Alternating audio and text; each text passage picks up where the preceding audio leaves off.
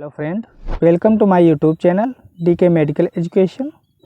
तो अभी तक हमने ह्यूमन एनाटॉमी एंड फिजियोलॉजी का चैप्टर नंबर 5 हेमोपोइटिक सिस्टम, जिसमें हमने अभी तक ब्लड के कंपोजिशन एंड फंक्शन के बारे में पढ़ा था।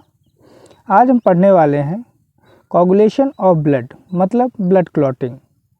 ब्लड का थक्का बनना, मतलब रक्त का थक्का बनना। आज हम उसके बारे में पढ़ेंगे। बहुत ही आसान भाषा में समझाऊंगा, आशा करता हूं आपको समझ में आएगा। अगर वीडियो अच्छा लगे तो वीडियो को लाइक एंड चैनल को सब्सक्राइब करना ना भूलें। Let's start the video. Definition है, as the process in which the blood loses its fluidity and becomes a jelly like mass few minutes after it is shed out और collected in a container.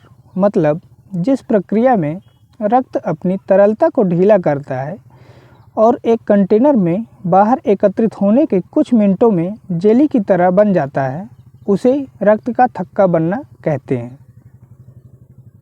Blood clotting में कुछ factors involve होते हैं, जिसमें पहला है fibrinogen, prothrombin, thromboplastin, calcium, लेवाइल factor presence has not been proved, stable factor, anti haemophilic factor, Christmas factor, Stuart factor, plasma thromboplastin एडेंटेंट, haggard factor, fibrin stabilising factors. In factors को आपको याद करना पड़ेगा। आगे देखते हैं स्टेजेस ऑफ ब्लड क्लॉटिंग, जिसमें पहला है फॉर्मेशन ऑफ प्रोथ्रोम्बिन एक्टिवेटर, जिसमें प्रोथ्रोम्बिन का फॉर्मेशन होता है। सेकंड है conversion of prothrombin into thrombin, इसमें प्रोथ्रोम्बिन थ्रोम्बिन में कन्वर्ट हो रहा है। तीसरा है conversion of fibrinogen into fibrin, मतलब इसमें फाइब्रिनोजन फाइब्रिन में कन्वर्ट हो रहा है। आगे देखते हैं ब्लड क्लॉटिंग का मैकेनिज्म, मतलब रक्त कैसे थक्का बनता है, इसके बारे में पढ़ेंगे। सबसे पहले इंजरी इन ब्लड वेसल्स, मतलब ब्लड वेसल्स में इंजरी होती है। उसके बाद platelet clump at the wound, जो प्लेटलेट होता है वो घाव को क्लम्प करता है। इसके बाद प्लेटलेट रिलीज थ्रोम्बोकाइनेज, मतलब प्लेटलेट थ्रोम्बोकाइनेज को रिलीज़ करता है। और उसके बाद विटामिन के प्रोथ्रोम्बिन में कन्वर्ट होता है और प्रोथ्रोम्बिन थ्रोम्बिन में कन्वर्ट होता है, जिसके पश्चात clot form to prevent further blood loss, मतलब रक्त थक्का बन जाता है, जिससे ब्लड लॉस होने में मदद मिलती है। आगे देखते हैं इम्पोर्टेंस ऑफ ब्लड ग्रुप्स, जिसमें अ blood groups also called a blood type, मतलब एक रक्त समूह को भी रक्त का प्रकार कहा जाता है। Classification of blood is based on the presence और absence of inherited antigenic substances on the surface of red blood cells, मतलब आरबीसी। मतलब रक्त का वर्गीकरण लाल रक्त कोशिका, मतलब रेड ब्लड सेल आरबीसी की सतह पर एंटीजेनिक पदार्थों की उपस्थिति या अनुपस्थिति पर आधारित होती है। आगे देखते हैं these antigens may be proteins, carbohydrates, glycoproteins और glycolipid depending on the blood group systems. मतलब इन एंटीजन रक्त समूह प्रणाली के आधार पर प्रोटीन, कार्बोहाइड्रेट, ग्लाइकोप्रोटीन या ग्लाइकोलिपिड हो सकते हैं। आगे है ABO blood group systems. During 1901 Karl Landsteiner discovered the ABO blood group of human blood and the Rh factor an important element found in blood. मतलब 1901 के दौरान कार्ल एंड स्टीनर ने रक्त में पाए जाने वाले एक महत्वपूर्ण तत्व मानव रक्त और आरएच के एबीओ रक्त समूह की खोज की थी।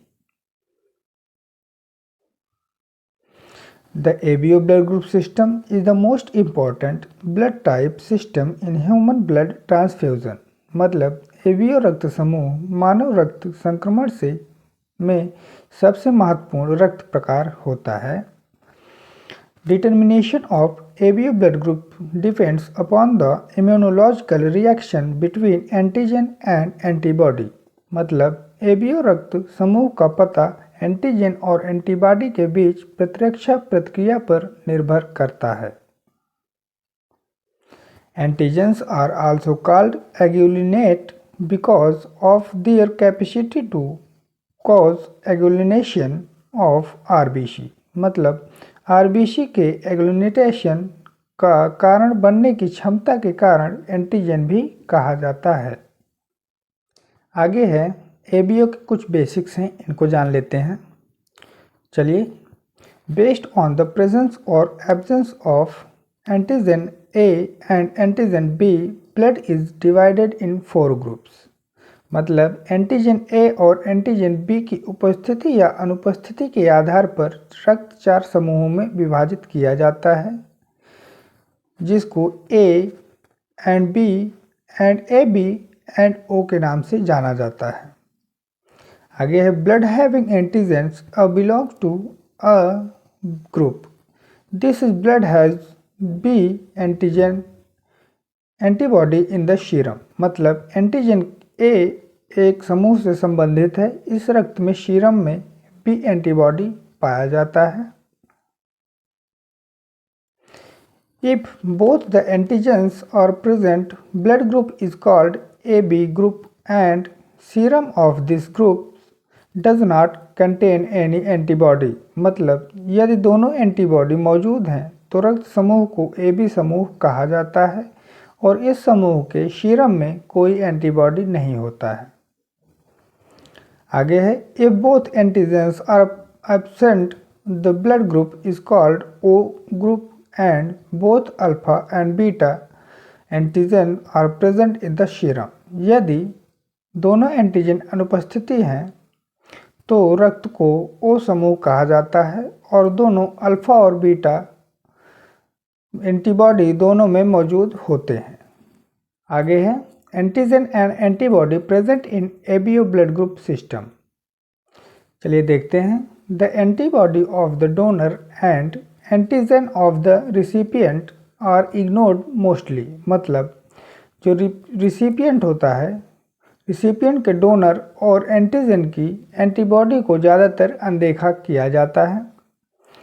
आगे है thus RBC of O group has no antigen and so agglutination does not occur with any other group of blood। मतलब इस प्रकार O ग्रुप के RBC में कोई एंटीजन नहीं है और इसलिए रक्त के किसी भी अन्य समूह के साथ एग्लूटिनेशन नहीं होता है। So O blood group can be given to any blood group person and the people who this blood group are called universal donor। मतलब तब O रक्त समूह को किसी भी रक्त समूह व्यक्ति और इस रक्त समूह वाले लोगों को सर्वदाता भी कहा जाता है।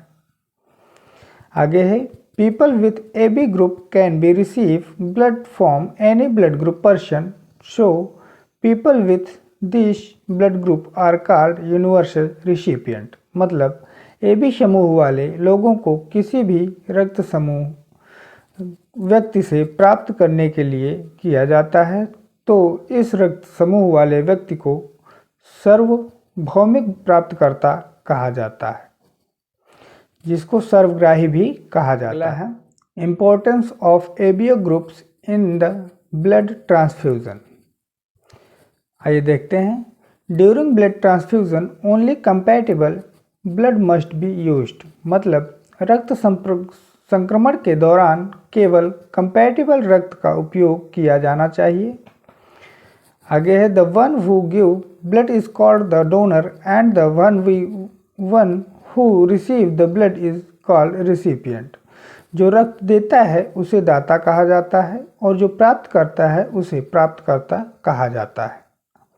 While transfusing the blood, antigen of the donor and the antibody of the recipient are considered। मतलब दाता के रक्त एंटीजन और प्राप्तकर्ता की एंटीबॉडी को स्थानांतरित करते समय माना जाता है। आगे है RH ब्लड ग्रुप सिस्टम। चलिए देखते हैं। The RH blood group system is one of 35 current human blood group system. मतलब RH रक्त समूह 35 वर्तमान मानव रक्त समूह प्रणालियों में से एक है। It is the most important blood group system after ABO। मतलब ABO के बाद यह सबसे महत्वपूर्ण ब्लड ग्रुप सिस्टम है। RH blood group system consist of 50 defined blood group antigens. Among them there are 6 common types of RH antigens। मतलब RH blood group system में 50 परिभाषित ब्लड ग्रुप एंटीजन होते हैं। इनमें 6 सामान्य प्रकार के RH एंटीजन हैं। Each of which is called on RH factor। These types of designated C, D, E जिनमें से प्रत्येक को RH कारक कहा जाता है। इस प्रकार के नाम CDE हैं। आगे है the type of D antigen is widely prevalent in the population and considerably more antigenic than the other RH antigen. मतलब टाइप D एंटीजन रूप से प्रचलित है और अन्य RH एंटीजन की तुलना में काफ़ी अधिक एंटीजेनिक भी होता है। आगे है anyone who has this type of antigen is said to be RH positive. मतलब इस प्रकार के एंटीजन वाले व्यक्ति को RH पॉजिटिव भी कहा जाता है। Where a person who does not have a type D antigen is said to be RH negative। जहाँ टाइप D एंटीजन नहीं होने वाले व्यक्ति को RH निगेटिव भी कहा जाता है। आशा करता हूँ समझ में आया होगा। अगर नहीं समझ में आया है, PDF का लिंक डिस्क्रिप्शन में प्रोवाइड कर दूंगा, आप वहाँ से PDF डाउनलोड कर सकते हैं। ऐसे ही मेडिकल से संबंधित वीडियोस के लिए हमारे चैनल को सब्सक्राइब एंड वीडियोस को लाइक करना ना भूलें। Thank you.